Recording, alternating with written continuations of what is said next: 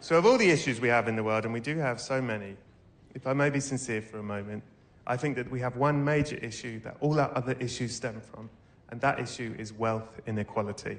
I think the gap between rich and poor is insane. It seems to be getting worse, and I think all of our problems come from that. And I think the only way we can truly start to deal with that is I believe we need to tax the rich. And it's something I'm very passionate about. I've been on lots of marches with my friends about it, and then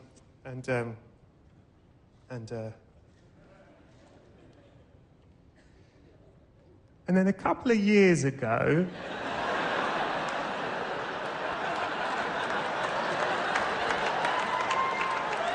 I got a job, and it was the first time in my life I've been sort of fairly well paid, and I found myself on one of these marches with my friends, and I was like, tax the rich, tax the rich, tax.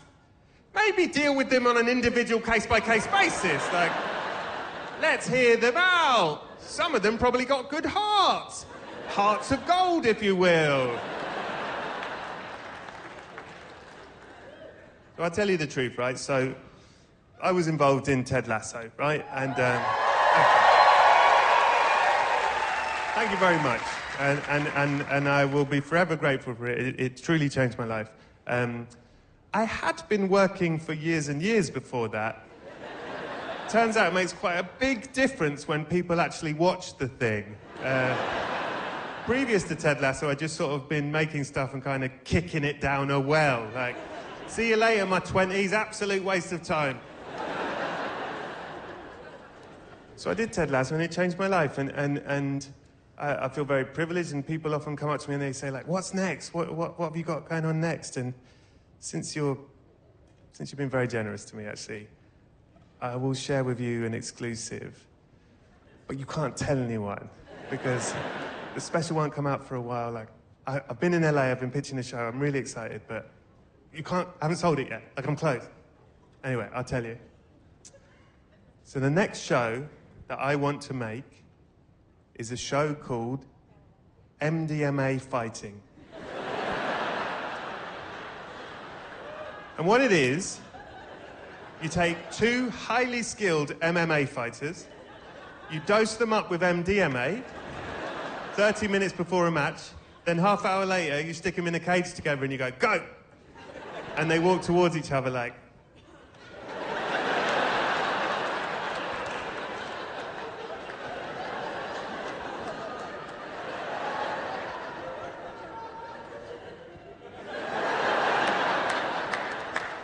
You are so big. Your skin is so tight. And the referee's like, come on, and he pushes them together, but they just start nuzzling each other's necks and squeezing each other's head. And he's like, break it up, and they're like, leave us alone. And they're just cuddling and cuddling and cuddling. They won't let go of each other, and they're cuddling and cuddling, cuddling, and they end up down on the ground, they're cuddling. And then they lie there arm in arm, and then they look up. And one of them goes, ah, it's a cage. And the other one goes, when you think about it, is it all a cage?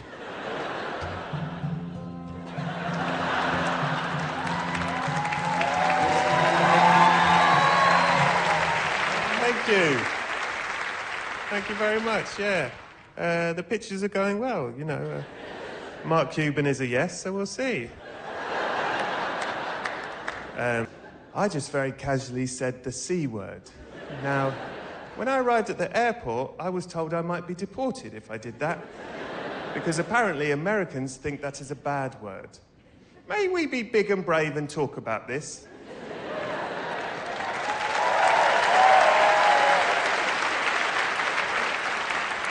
What the fuck is wrong with you cunts? Cunt is my favourite part on a human being. Why aren't you celebrating it?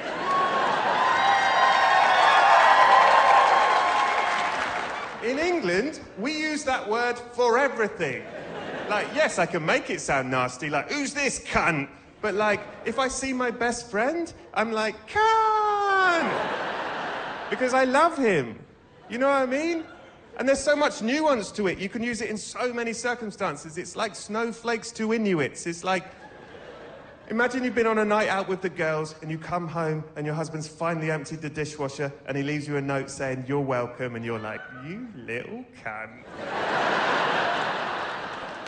Or like when you finally meet your wife's friend Sven, who she's been playing all that tennis with, but she promised you he was gay, but when you finally meet him, you're like, "This cunt."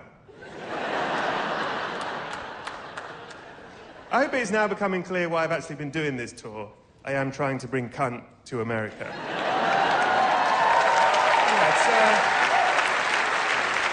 it's actually important work. I did want to call this show The Cunt Mission, but I was heavily advised against it by everyone I know. It's a bit like the phrase, the state of it. I don't know if you have that here. My dad... he won't mind me saying this. We're filming it. He'll be proud. My dad is a massive pervert. And if you ever meet my dad and you're out with him, he will just point out attractive women all night. And he'll go, "Fucking hell. Fucking hell. Look at the state of it." And 9 months later, I was born.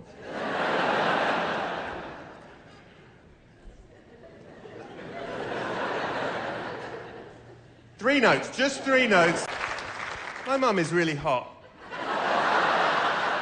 I have a hot mum. I have a hot, sexy, curvy, gorgeous mama. Tell us why you're in therapy, Brett. I have a hot, sexy, curvy, gorgeous mama. And listen, do not be creeped out by me saying this. These are not my words. These are the words of every single person who has ever met my mum. What happens is people meet my mum, then they come to me and they go, "Oh my God, I just met your mum. She's so hot." And to this day, I do not know what I am meant to say in response. Am I meant to go, "Yeah, fucking right she is. I've seen her naked, mate. She might have stopped working, but those titties haven't. High five, high five, high five. I've been inside her." Do you know what I mean? Oh, no. Oh, what a shame. I'm so sorry. We were having such a classy evening. What a shame. It honestly happens to me so much that when people say it to me whose mum is not hot, I'm like, am I meant to go, "And your mother has a cracking personality"? You're a good crowd, New Jersey. You're a good crowd, and you seem...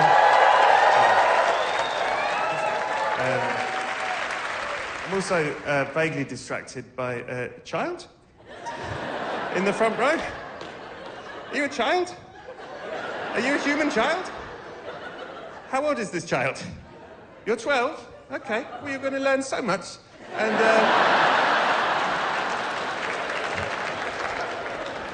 I'm happy to see you. And when you talk to your therapist about this one day, just remember I meant well. Thank you, Ravina.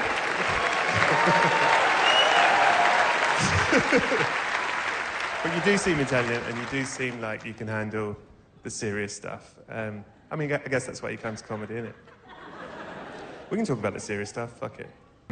Just a warning, this next thing I'm going to say is the most controversial thing I'm going to say tonight. So just strap in, like, we'll get through this bit and then it's easy from here on out, all right? But look, I'm going to say this because I do actually think it's important to speak your truth. And I don't want to pretend I'm something I'm not anymore. So I'm just going to say it, then it's been said, okay? I love musicals. All right? I love musicals. I'm not going to pretend I don't anymore. I do actually love musicals. I love musicals, but I hate plays.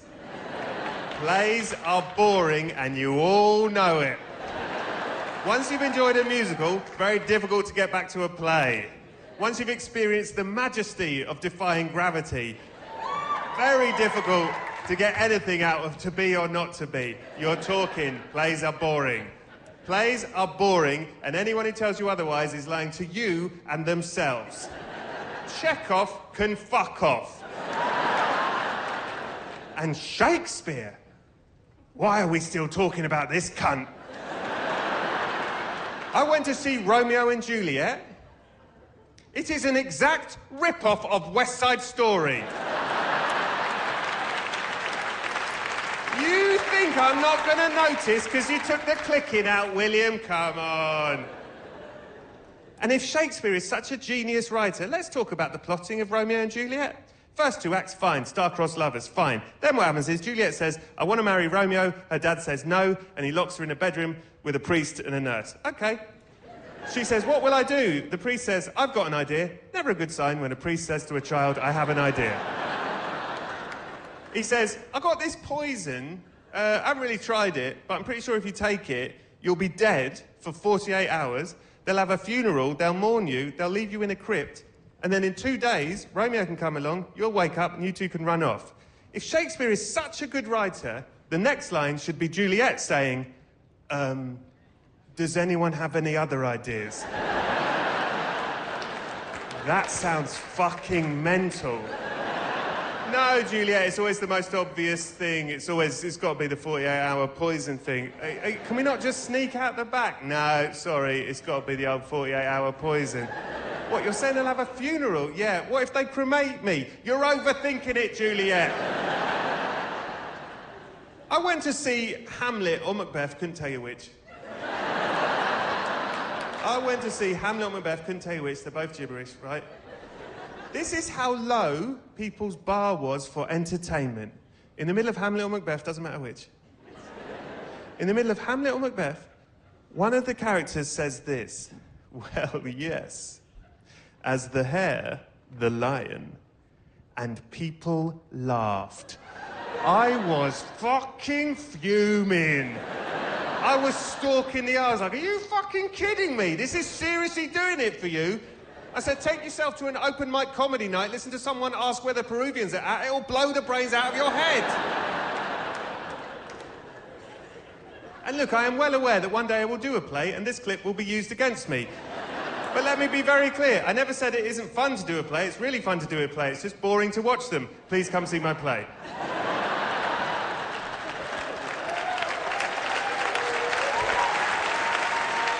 I hate plays, but I love musicals.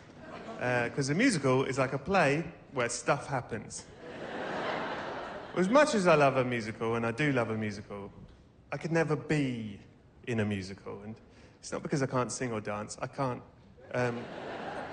It's more because, as much as I love a musical, I could never do